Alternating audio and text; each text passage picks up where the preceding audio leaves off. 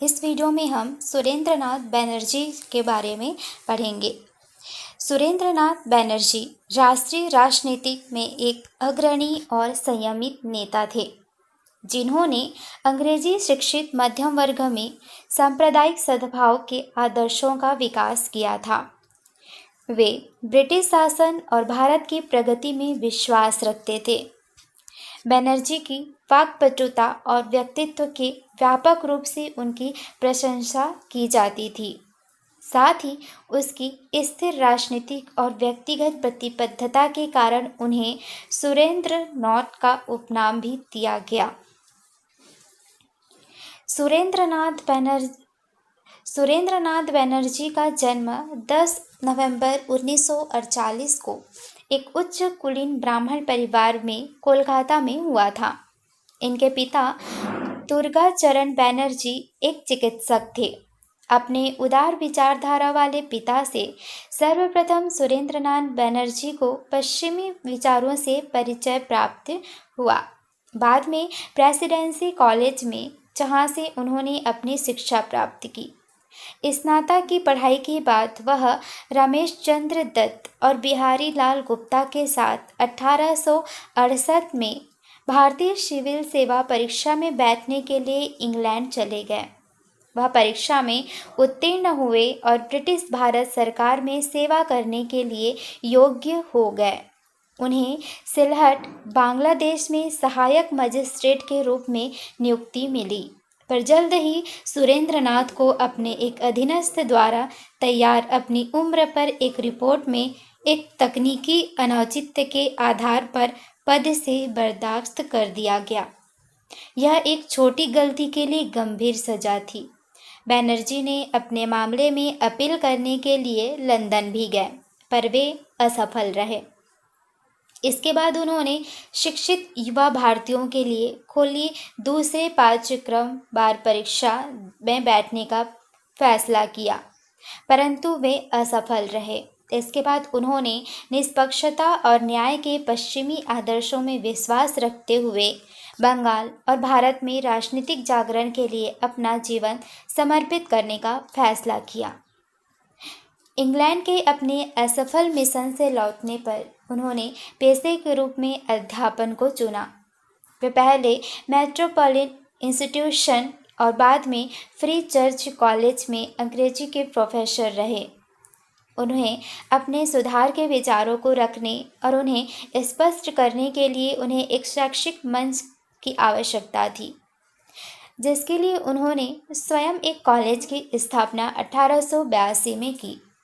इसका नाम उन्होंने रेपन कॉलेज रखा, जो कि 1880 से 84 के बीच भारत के वायसराय मार्क्विस ऑफ रेपन ने के नाम पर रखा गया था।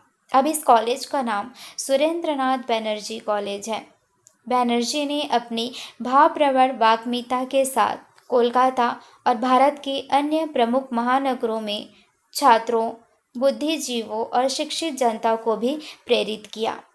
26 जुलाई 1876 को उन्होंने आनंद मोहन बोस के साथ मिलकर भारतीय राष्ट्रीय समिति की स्थापना की और 1883 में कलकत्ता में प्रथम अखिल भारतीय राष्ट्रीय सम्मेलन आयोजित करने में प्रमुख योगदान दिया। यह राष्ट्रीय सम्मेलन अखिल भारतीय स्तर पर पहला प्रयास था। बनर्जी स्वदेशी आंदोलन में एक महत्वपूर्ण व्यक्ति थे। वह विदेशी उत्पादों के खिलाफ भारत में निर्मित माल की वकालत करते थे।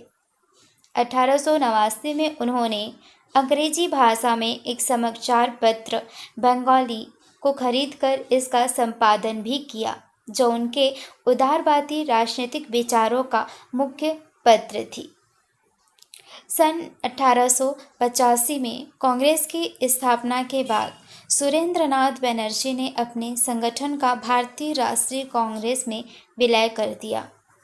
बनर्जी ने 1895 में पूना में हुए 11वें अधिवेशन और 1902 में अहमदाबाद में हुए 18वें अधिवेशन की अध्यक्षता की।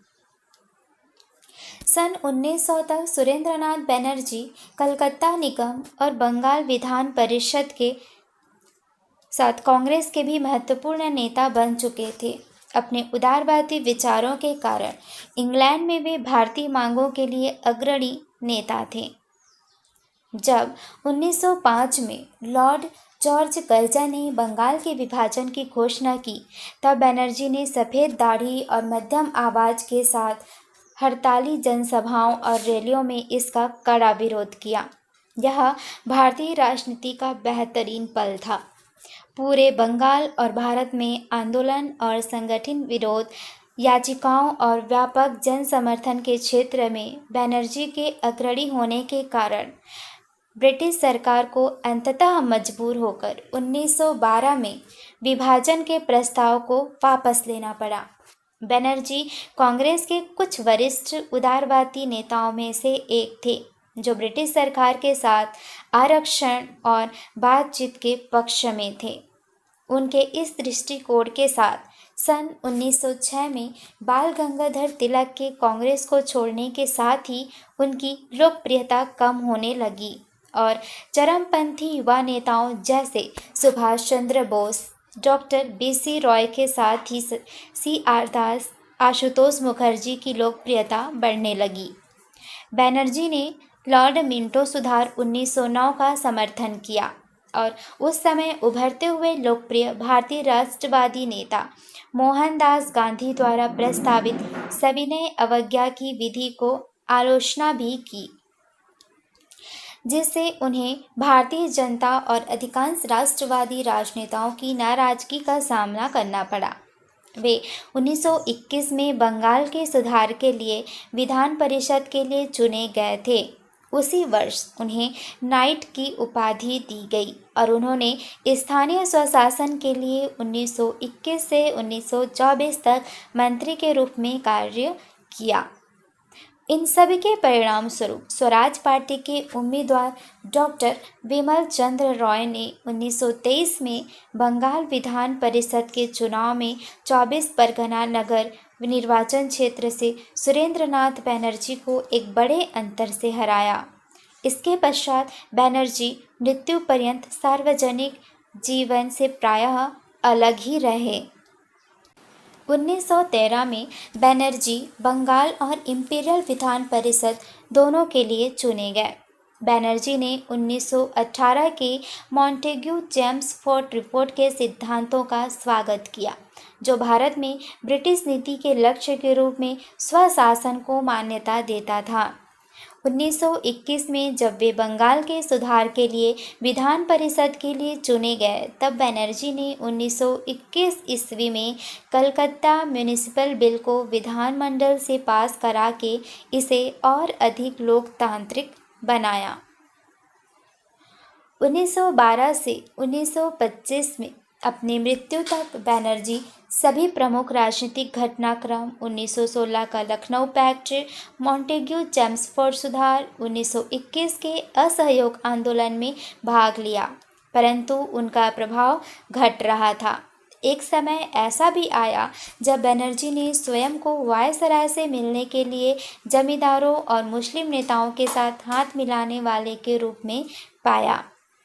वायसराय लॉर्ड मिंटो ने यह कहकर उनका परिहास भी किया कि अपने मुसलमान विरोधियों के साथ मेरे सोफे पर बैठे बंगाल के राजा को देखना बस अद्भुत था। अपने जीवन के अंतिम 15 वर्षों में बनर्जी ने ब्रिटिश सरकार का ध्यान उन्हें उनकी कार्यवाहियों से हटाने और नवराष्ट्रवादियों में बढ़ते हुए उग्रवाद के प्रभाव को रोकने में लगाया, परंतु दोनों ही मोर्चे पर उन्हें असफलता लगी। 6 अगस्त 1925 को बैरकपुर में बनर्जी की मृत्यु हो गई। आज सुरेंद्रनाथ बनर्जी को व्यापक रूप से सम्मानित भारतीय राजनीति के एक अग्रणी नेता के रूप में सशक्तिकरण के पद पर चलने वाले पहले भारतीय राजनीति के रूप में उन्हें याद किया जाता है। अपनी मृत्यु से पहले उन्होंने 1925 में अपनी आत्मकथा एक राष्ट्र का निर्माण, अ नेशन इन मेकिंग लिखी थी।